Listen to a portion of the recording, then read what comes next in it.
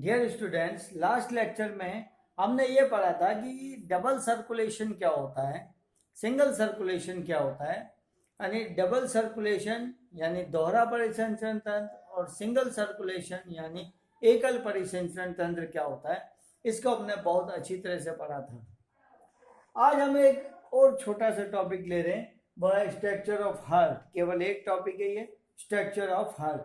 Heart की यानी हमारे हृदय की संरचना किस तरह से होती है। तो ये एक हमारा हृदय का डायग्राम है, जो कि रफली डायग्राम होता है और इसका कॉम्प्लेक्स डायग्राम बुक में दिया हुआ होता है। तो आज हमने रफली डायग्राम बनाया ताकि आपको आसानी से समझ आ सके। तो हृदय जो होता है वह चारों ओर से 3 आवरण द्वारा घिरा होता है। कवरिंग होती है इसकी, एपिकार्डियम, मीसोकार्डियम और एंडोकार्डियम। ये हार्ट की कवरिंग बनाते हैं। इसके बीच में फ्लूइड भरे होते हैं, जिस फ्लूइड से जो हमारे हृदय की या हार्ट की जो रक्षा हो जाती है। 4 चैम्बर हार्ट है।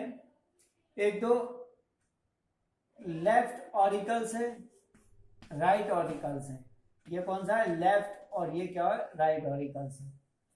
इसी तरह से लेफ्ट वेंट्रिकल्स है और राइट वेंट्रिकल्स है। इसमें ऑरिकल्स या आलिंद के बीच में एक बटन के जैसी स्ट्रक्चर होती है, जिसे SA नोड, एक और नाम दिया जाता है इसको पेस मेकर कहा जाता है। जबकि जो दाएं आलिंद और राइट आलिंद के बीच में, यानी लेफ्ट और राइट आलिंद या वेंट्रिकल्स के बीच में एक और नोड होती है, जिसको कहते हैं AB नोड। साथ में इसमें कुछ बंडल्स पाए जाते हैं, जिसको हिज के बंडल, HIS, हिज के बंडल कहते हैं। कुछ इसमें तंतु होते हैं या फाइबर्स होते हैं, जिसे परकिंजे तंतु कहते हैं। यहाँ पे ध्यान देने वाली बात है कि लेफ्ट ऑरिकल्स और लेफ्ट वेंट्रिकल्स, यानी कि बाएं आलिंद और निलय के बीच में हमेशा जो कपाट या वाल्व पाए जाते हैं वो होते हैं बाइस्क्यूपिड वाल्व, द्विविलर कपाट। और दाएं आलिंद और दाएं निलय के बीच में, राइट ऑरिकल्स और राइट वेंट्रिकल्स के बीच में जो वाल्व पाए जाते हैं वो होते हैं ट्राइस्क्यूपिड वाल्व, यानी कि त्रिवलनीय कपाट पाए जाते हैं।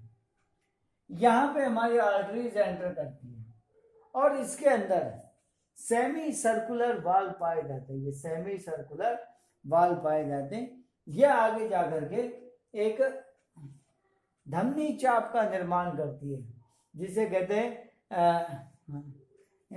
आर्टरीज एरोटा का धमनी चाप का निर्माण करती है। यानी बहुत सारी धमनी यहाँ पे जुड़ी होती है। देखिए बहुत सारे आपस में जुड़ी हुई है।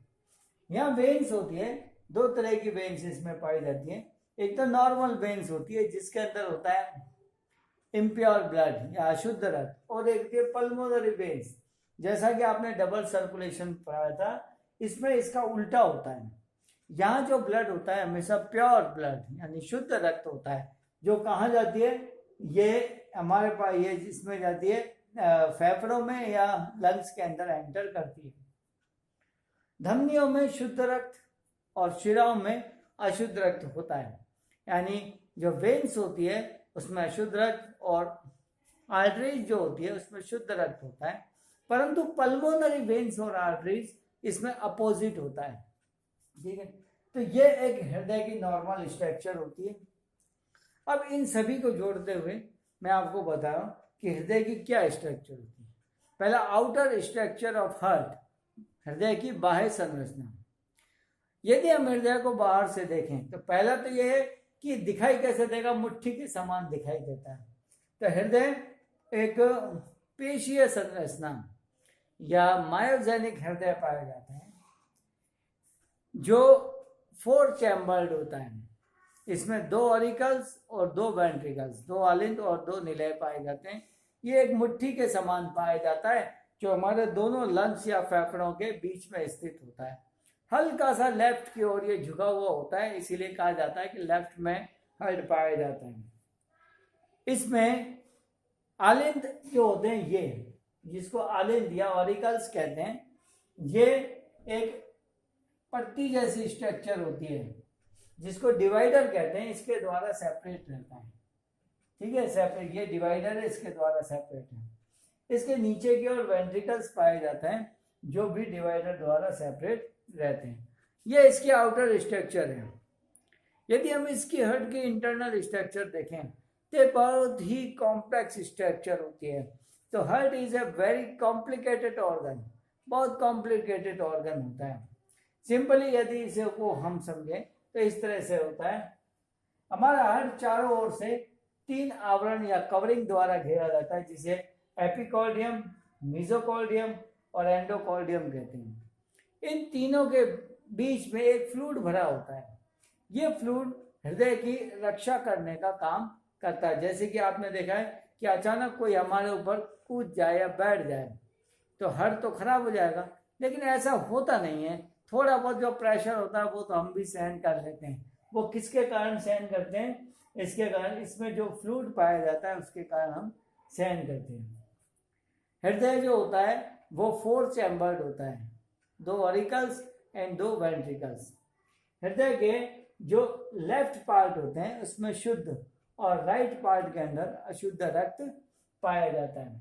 अब बात करें ऑरिकल्स या आलिंद की बात करें तो ये आलिंद होते हैं, इसमें लंबाई कम परंतु चौड़ाई इसकी ज्यादा होती है। लंबाई कम परंतु चौड़ाई ज्यादा होती है। ये चारों ओर से जो एक भित्ति द्वारा घिरे रहते हैं, वॉल द्वारा घिरे रहते हैं, जो वेंट्रिकल्स की तुलना में थोड़ी कमजोर होती है, या यूं कहें कि थिन होती है, पतली होती है। इन दोनों के बीच में एक बटन के जैसी स्ट्रक्चर पाई जाती है जिसको SA node, sino auricular node कहते हैं। इसको हिंदी में पेस मेकर भी कहते हैं।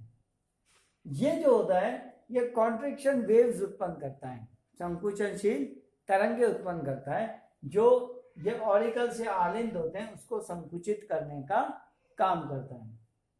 इसी तरह से नीचे की ओर देखें तो इसमें वेंट्रिकल्स पाए जाते हैं, लेफ्ट एंड राइट। तो निलय होते हैं, दायां निलय और बायां निलय।